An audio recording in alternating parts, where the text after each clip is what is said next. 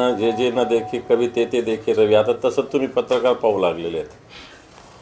त्यामुळं अशा या चर्चा ज्या काय आहे याला कोणताही अर्थ नाही. मी शिवसेना प्रमुख मान्य बाळासाहेब ठाकरे यांचा शिवसैनिक आणि उद्धवजींच्या नेतृत्वाखाली काम करणारा शिवसैनिक आहे. अशा सीट मिळतील नाही तर न मिळतील, निवडून येणं किंवा न येणं या विचाराला प्राधान्य न देता संघटनेच्या विचाराला घेऊन काम करणं, त्याच्यावर चालणं असा विचार मानणारा मी शिवसैनिक आहे.